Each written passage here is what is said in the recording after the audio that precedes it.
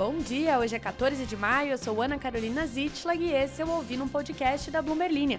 Aqui eu te conto as principais notícias de economia e de negócios do Brasil e do mundo.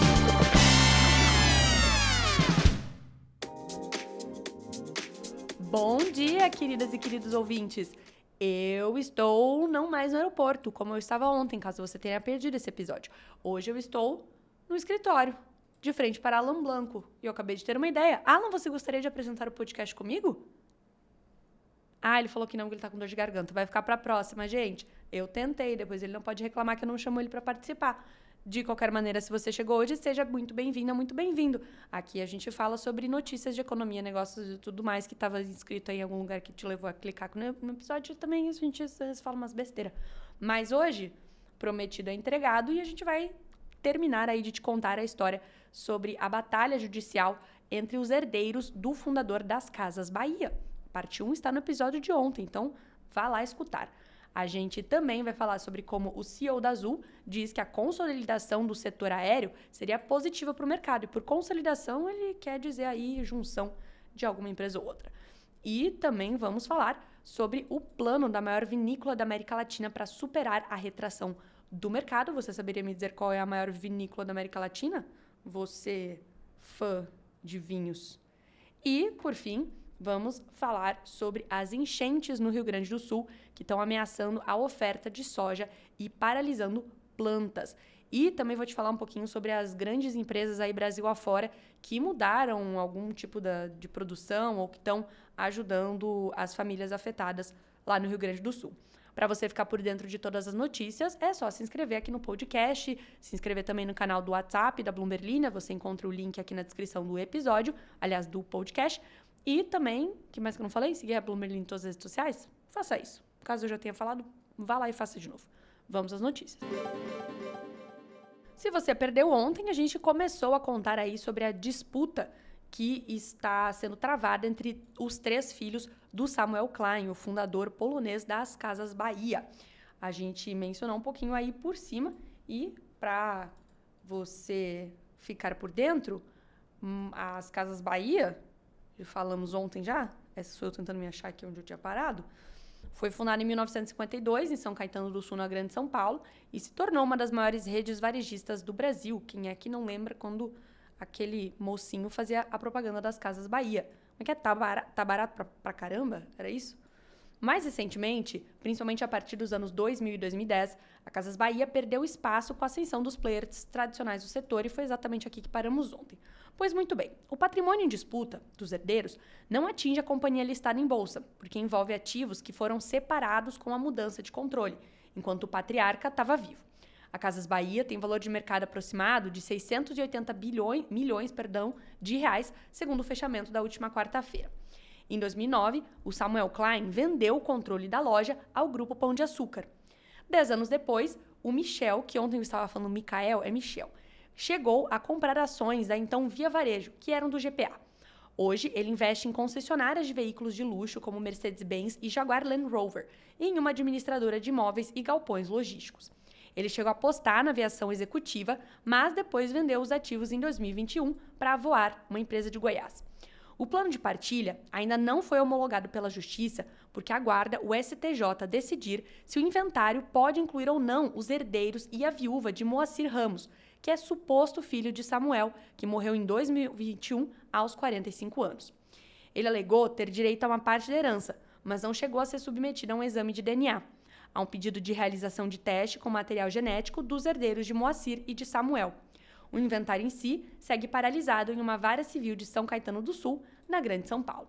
Voltando então, o Moacir, que seria filho aí do Samuel Klein, segundo os filhos do Moacir, faleceu aos 45 anos em 2021. Quando o Samuel, o fundador, morreu em novembro de 2014, Michel declarou que o patrimônio do pai seria de 500 milhões de reais. Desse valor, o montante de 300 milhões seria referente ao valor da participação do pai na antiga Casas Bahia, antes da transação com o Pão de Açúcar. O restante, 200 milhões, envolve outros imóveis e bens. Quando o controle da varejista foi transferido para o Pão de Açúcar, a família Klein ficou com os imóveis. Até hoje, centenas de lojas do Pão de Açúcar pagam aluguel.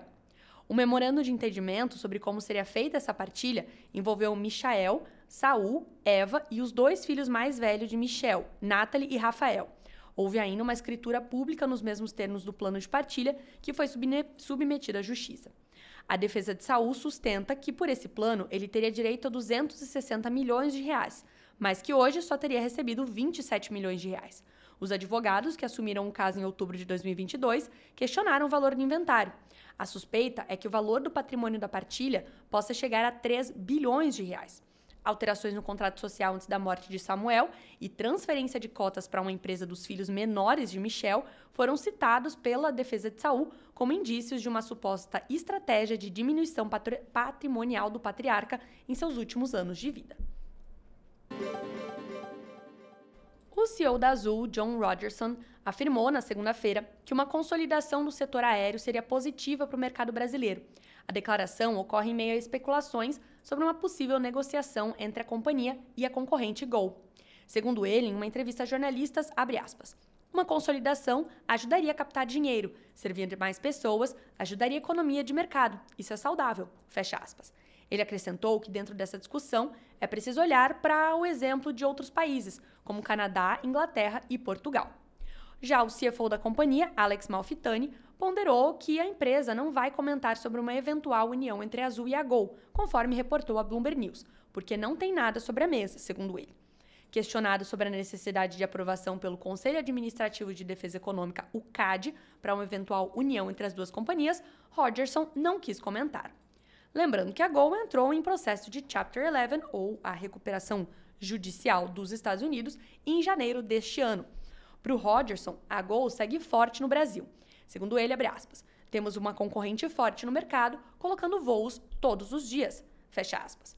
O executivo ponderou que hoje o mercado brasileiro está aquecido, diferentemente do cenário em que se encontravam as aéreas em 2020, quando a Latam entrou em processo de Chapter 11 nos Estados Unidos.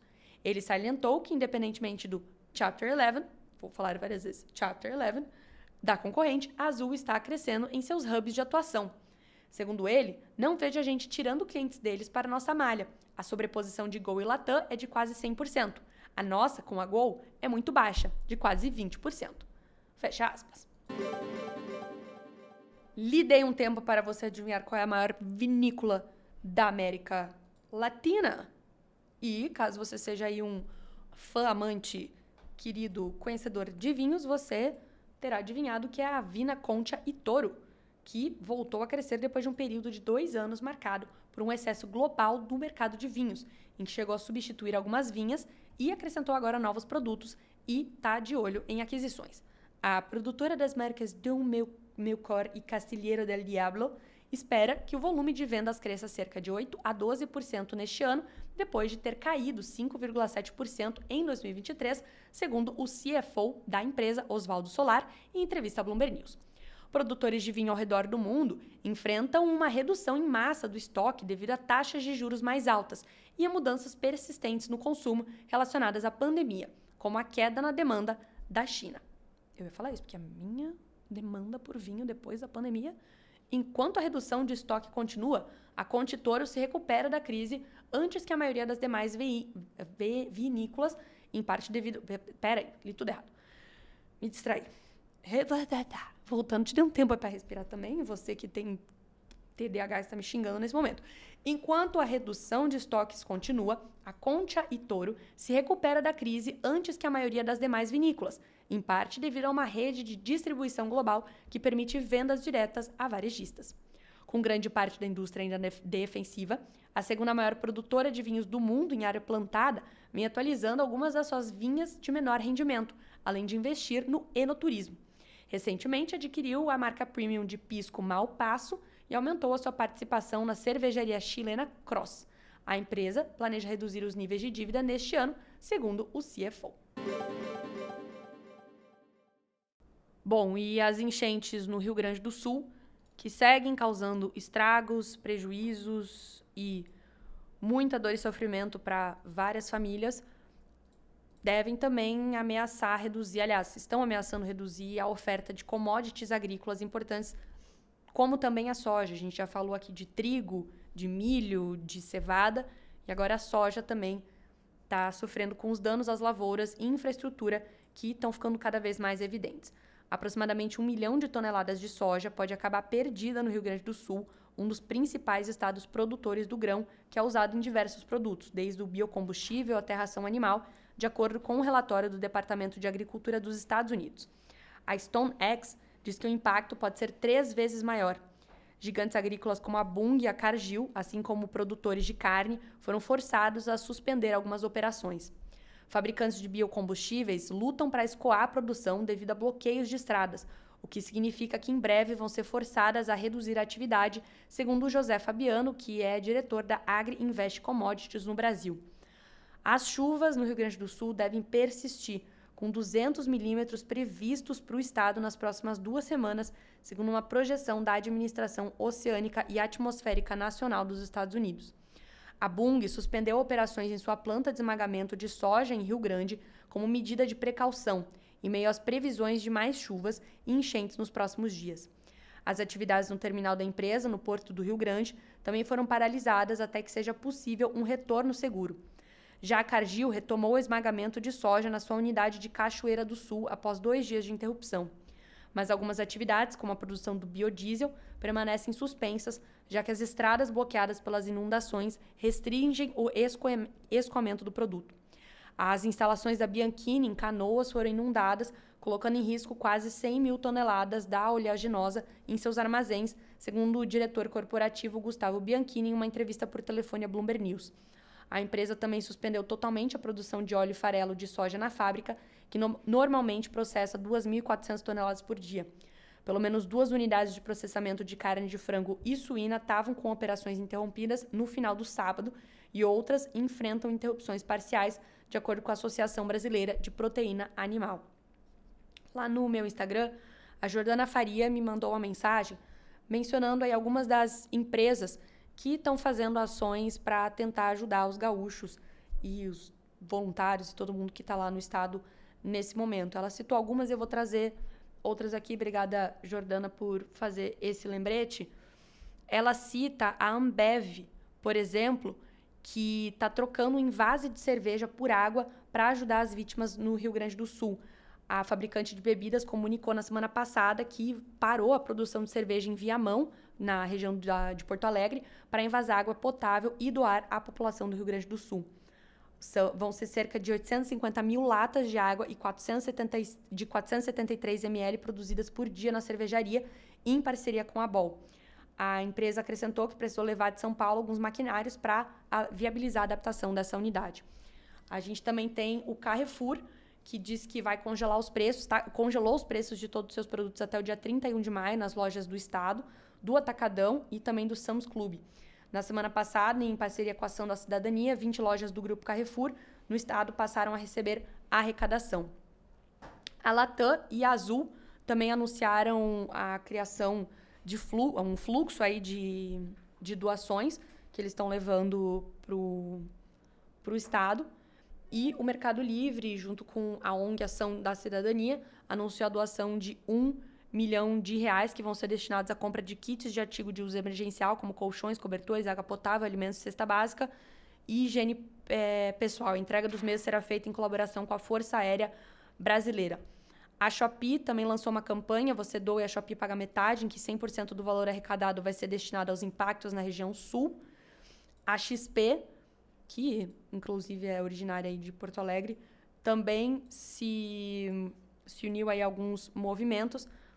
Várias empresas anunciaram colaborações aí, parcerias para ajudar o Rio Grande do Sul. Se você souber de mais alguma empresa grande aí, que uma empresa listada, que você tenha visto alguma ação, deixa aí nos comentários para o pessoal ver o que tá sendo feito para ajudar o Sul. No mais, ficamos por isso mesmo. E eu queria só contar para vocês que ontem eu não terminei de ler a notícia das Casas Bahia, porque a internet do aeroporto não estava funcionando. Não foi por queria deixar um cliffhanger, foi só porque eu não conseguia mais ler a notícia. Eu falei, eu vou inventar um negócio aqui. Aí quem sabe faz ao vivo, como já diria o nosso querido Faustão, inventei amanhã eu termino de te contar. Depois eu te mando outro áudio. Te conto. Nossa, falando nisso, eu ia mandar um áudio pra uma amiga e esqueci. Ainda bem que vocês me lembraram. E pessoal comentando aqui, a Letícia, por exemplo, falando que o calor excessivo tá estressando a geladeira dela também, que a coitada não tem um minuto de paz. Já o Felipe, ontem a gente contou a história de um gestor lá do Reino Unido que perdeu aí a carga de prata que ele conseguiu recuperar, né, num navio naufragado da Segunda Guerra Mundial. A Justiça do Reino Unido determinou que essa carga deveria voltar para a África do Sul. E aí o Felipe, que se fosse, diz o Marshall, que era esse gestor, jogava prata no mesmo lugar onde ele encontrou, só de pirraça. E mandava lá, irem lá catar no fundo do mar. Achei vingativo você, hein?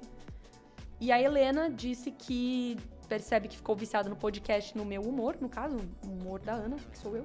Quando passo o segundo sobre a matéria da questão da paternidade, fica pensando, meu Deus, a Ana não vai imitar o Xaropinho. Rapaz, eu passei a matéria inteira, porque eu não posso ficar demonstrando muitas emoções aqui, mas essa matéria inteira ali eu fiquei pensando, rapaz, eu era viciada naquele quadro DNA do Ratinho, viciada.